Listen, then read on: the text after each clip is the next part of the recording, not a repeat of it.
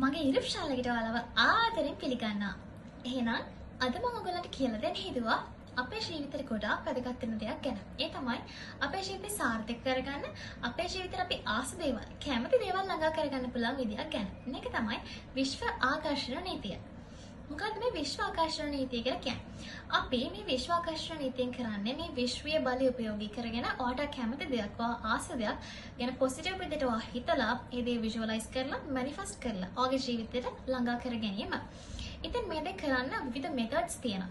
ඉතින් මේ මෙතඩ්ස් අතුරින් මම අද ඔයාලට එක මෙතඩ් එකක් කියලා දෙනවා. මේක ඇත්තටම හරිම ලේසි මෙතඩ් එකක්.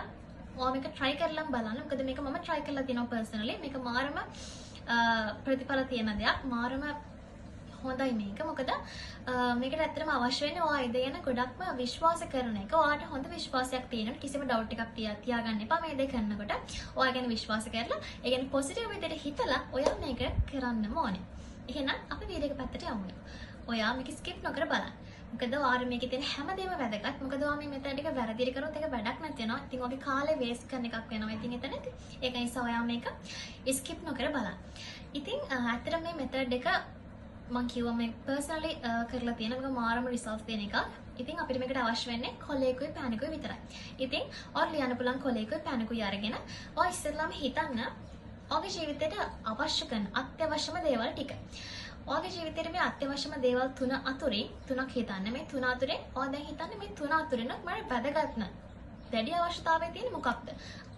ඔයා අන්නේ ඔයාට අත්‍යවශ්‍යම එක තෝරගන්න. ඒක තෝරගෙන ඔයා ගන්න කොලේ ඔයා 8 වතාවක් ලියන්න ඕනේ මෙන්න මේ විදිහට. ඔයා ලියන්න ඕනේ වර්තමාන කාලේ. මේක අපිට තාම සිද්ධ වෙලා නැති දෙයක් වුණත් අපි මේක ලියන්නේ වර්තමාන කාලේ. ඒක ගොඩාක් වැදගත්. ඉතින් ඔයා ලියන්නේ වර්තමාන කාලේ. ඒ කොහොමද? දැන් හිතන්නේ මම ඔයාලට ලියලා පෙන්නන්නම්. මේ විදිහට ඔයාට අවශ්‍යතාවය ඔයා හිතලා මාහට රැකියාවේ උසස් වීමක් ලබා දීම ගැන විශ්ව මාතාවටමයි ස්තුතිවන්ත වෙන්නේ. ඒ කියන්නේ ඔයාගේ අවශ්‍යතාවය මේ විදිහට 8 වතාවක් ලියන්න ඕනේ. කොහොමද? ඔයාගේ අවශ්‍යතාවය ඔයා ලියන්න ඕනේ විශ්ව මාතාවටමයි ස්තුතිවන්ත වෙන්නේ. ඒ කියන්නේ මාහට රැකියාවේ උසස් වීමක් ලබා දීම ගැන විශ්ව මාතාවටමයි ස්තුතිවන්ත වෙන්නේ. මේ ආකාරයට ඔයා එක 8 වතාවක් ලියන්න ඕනේ. අංක 8ක් දාගෙන 8 වතාවක් පිළිවෙලට ලියන්න. ඊට පස්සේ ඔයා මේක කරන දැන් පළවෙනි දවස් 8ක් යනකම් තමයි මේක ක්‍රියාත්මක වෙන්නේ. ඊට පස්සේ මේ කොලේ 8 වතාවක් ලිව්වට පස්සේ මේ කොලේ පිටුපස පිටුවේ මෙහෙම මේකේ මැදින් ඔයා අංක 3ක් දාගන්න 8 කියලා. හරිද? 8 ඉලක්කම 3 වතාවක් ලියන්න. ලිව්වට පස්සේ ඔයා ඒ දවසේ රාත්‍රී කාලේ තමයි ඔයා මේක කරන්නේ. මොකද මේක රාත්‍රී කාලේදී කරාම ගොඩාක් ප්‍රතිඵලදායකයි. ඉතින් රාත්‍රී කාලේදී ඔයා හිතන්න ඕනේ මෙන්න මේක කරන්න ඕනේ. ඔයා සාමාන්‍යයෙන් ඔයාට කම්ෆර්ට් සෝන් එකේ ඔයාගේ ගෙදර තියෙන ඔයාට නිදහස් තැනට ගිහින් ඔයා මේක හිතන්න. ගොඩක් වෙලාවට නිින්දට කලින් මේක කියන්න ඕනේ ඔයා. මාහට රැකියාව උසස් වීමක් ලබා දීම ගැන විශ්ව මාතාවටමයි ස්තුතිවන්ත වෙමි. එහෙම ඔයාට අවශ්‍ය දේ 8 වතාවක් කියන්න ඕනේ. ඔයාගේ අවශ්‍යතාවය ලියලා විශ්ව මාතාවටමයි ස්තුතිවන්ත වෙමි කියලා ලියලා ඒක 8 වතාවක් ඔයා කියවන්න ඕනේ. කොහොමද? ඒක එක දිගටම කියවන්න එපා. ඔයා ඒක හිමීට කියවන්න.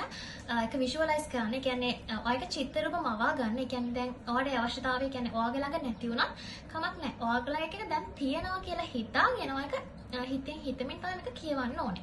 දැන් හිතන්න ඔයාට අවශ්‍ය වෙන මුදල් අවශ්‍යතාවයක් නම් මහට රුපියල් ලක්ෂයක මුදලක් ලබා දීම ගැන විශ්ව මාතාවටමයි ස්තුතිවන්ත වෙමි කියලා ලියලා 8 වතාවක් ලියලා ඒක කියවන ගමන් දැන් ඔයයි සල්ලි අරගෙන කොහොමද ඔයා ඒක පේදම් කරන්නේ? ඔයාගේ අවශ්‍යතාවය ටික යොදවන්නේ කොහොමද කියලා ඔයා ඒක විජුවලයිස් කරන ගමන් තමයි මේක කියවන්න ඕනේ. ඒ කියන්නේ මේකට විනාඩි 10ක 15ක කාලයක් තමයි යන්නේ. නට මේක හිමීට ඔයාගේ හදවතට දැනෙන විදිහට ඔයාගේ සෝල් එකටම දැනෙන විදිහට මේක විජුවලයිස් කරන්න ඕනේ. එහෙම කරාට පස්සේ ඔයා මේක මෙහෙම මේ ආකාරයට නවන්න. මෙහෙම නවලා මේක 3කට නවන්න ඕනේ. හරිද? මෙහෙම 3කට නවන්න. ඒක ඔයා නවන විදිහට නවලා මේක කොහොම හරි දැන් මෙහෙම නැවුවට පස්සේ 1යි 2යි ආයමත් 3යි කියලා මේක 3කට නවන්න ඕනේ. එහෙම නැවුවට පස්සේ ඔයා මේක නිදාගන්න කොට්ට යටින් කවරේ යටින් හෝ කොට්ට යටින් ඔයා මේක තියලා තමයි නිදා ගන්න ඕනේ. ඊට පස්සේ ආයමත් ඒ දවසේ ආයෙමත් මේක හිතන්නේ ඊට පස්සේ පහුවෙනිදා ඔයා මේක කිසිම දෙයක් ආයෙත් මේ ගැන හිතන්නේ මේ ගැන කිසිම දෙයක් ඔයා ආයෙත් හිතන්නේ නැහැ හරිද ආයෙත් මේ ගැන ඔයා හිතන්න ගන්නේ රෑ නිින්දට යන කලින් හරිද එතකොට ආයෙමත් මේ කොලේ එළියට ගන්නවා ඊට පස්සේ ඔයා ආයෙමත් මේ කොලේ දිග ඇරලා ඔයාලට තියෙන වැඩක් කරන්න ඊට පස්සේ දැන් ඔයා මේක ආයෙමත් 8 වතාවක් කියවන්න ඕනේ. ඒ කියන්නේ දෙවෙනි දවසේ හරිද? දෙවෙනි දවසේ ඔයා මේක ආයෙමත් 8 වතාවක් කියවන්න කොහොමද? හිමීට විዥුවලයිස් කරන ගමන් 8 වතාවක් කියවන්න. කියවුවට පස්සේ ඔයාලට තේරෙනවා මම මෙතන දාගෙන තියෙනවා චූටියට 8 ඉලක්කම 3 වතාවක් 7 පාරක් ලියලා තියෙනවා. හරිද? එතකොට ඔයා මේක කරන්නේ දෙවෙනි දවසේ. දෙවෙනි දවසේ ඔයා කියවන්න ගත්තට පස්සේ මෙතන ආයෙමත් 8 ඉලක්කම එකපාරක් ලියන්න. හරිද? ඒ කියන්නේ දෙවෙනි දවසේ. ඊට පස්සේ තුන්වෙනි දවසේ කියුවට පස්සේ ආයෙමත් 8 ඉලක්කම ලියන්න. ඒ විදිහට පළවෙනි දවසේ නැතුව මොකද අපි පළවෙනි දවසේ මේක ලියනවා. එතකොට ඒක තමයි පළවෙනි දවසේ. දෙවෙනි දවසේ දා ආයෙමත් 8 වෙනි දවසේ ඒ කියන්නේ දවස් 7ක් ඔයා මේක 7 පාරක් ලියන්න ඕනේ. කොහොමද මේ විදිහට චූටියට මේක වටේට 7 පාරක් ලියන්න. හරිද? ඒ විදිහට ඔයා මේ කොලේ නවලා 3 පාරකට කොට්ටේ යටින් තියාගෙන නැත්නම් කොට්ටේ කවර යටින් තියාගෙන ඔයා මේක කරන්න ඕනේ. දවස් 8ක් ඔයා මේක කියවන්න. ඒකට වැදගත්ම දේ ඔයා මේක පළවෙනි දවසේ විතරයි ලියන්නේ ආයෙමත් ලියන්නේ නැහැ. එහෙම තමයි කරන්න ඕනේ. ඒ වගේම තමයි මේක ගොඩාක් වැදගත් වෙන්නේ අපි මේක රාත්‍රී කාලෙදී කරොත් මොකද ඒක ගොඩාක් ප්‍රතිඵලදායකයි. ඒක නිසා ඔයා මේක කරන්න වෙලාව විදිහට තෝරගන්න රාත්‍රී කාලේ නිින්දට කලින්. ඒ වගේම තමයි තවත් වැදගත් දෙයක්. දැන් ඔයා මේක කරාට පස්සේ දැන් රාත්‍රී කාලෙදී කරලා පස්සේ ආයෙමත් පහුවෙනිදට හිතන්න එපා. අනේ මේක හරියයිද දන්නේ නැහැ. මේක සක්සස් වෙයිද දන්නේ නැහැ. එහෙම කියලා හිතන්න එපා. ඒ කියන්නේ ඔයාලට මේ ගැන ඩවුට් එකක් තියෙනවා. ඒක නිසා කිසිම ඩවුට් එකක් තියාගන්න එපා. මේ ගැන කිසිම දෙයක් ආයෙත් මතකෙන් නගා ගන්නත් එපා. ඒක එතනින් අමතක කරලා ආයෙමත් රැයට විතරක් ඒ කියන්නේ හිතන්න. මොකද අපි එහෙම හිතුවොත් ඒක අපිට එන්නේ ඍණාත්මක අදහසක් විදිහට. ඒකට ඍණාත්මක දේවල් තමයි අපිට ආකර්ෂණය වෙන්නේ. ඒක නිසා ඒ ඍණාත්මක දේවල් ළඟා කරගන්න එපා. මේ ගැන පොසිටිව් විදිහට හිතන්න. වැදගත් ඔයා මේක නිකන් කියවන්න එපා. ඒ කියන්නේ හොඳට විዥුවලයිස් කරන්න. ඔයා මේක දැන් අත්දැකීමෙන් විඳිනවා වගේ. ඒ කියන්නේ ඔයා අතකට ඔයා මේකට ඔයාගේ සෝල් එකට මේක දැනලා ඉවරයි. එතකොට තමයි මේක විශ්වය අන්තනගෙන අපිට මේක ළඟා කරලා දෙන්නේ. ඒ නිසා වැදගත්ම දේ තමයි ඔයා මේක කරනකොට ගොඩක් විශ්වාසයෙන් කරන්න. දැඩි විශ්වාසයෙන් කරන්න. එතකොට ඕනම දෙයක් සාර්ථක වෙනවා. ඒක නිසා ඔයා මේ මෙතඩ් එක try කරලා බලන්න. මොකද සමහර විට ඔයා මේක දැන් අද try කරනවා වෙන්න පුළුවන්. ඔයා බලන්න ඔයාට මේක අනිවාර්යෙන් ප්‍රතිඵලදායකයි. දින 8ක් ඇතුළත ඔයාට අනිවාර්යෙන් මේ දේ ලැබෙනවා.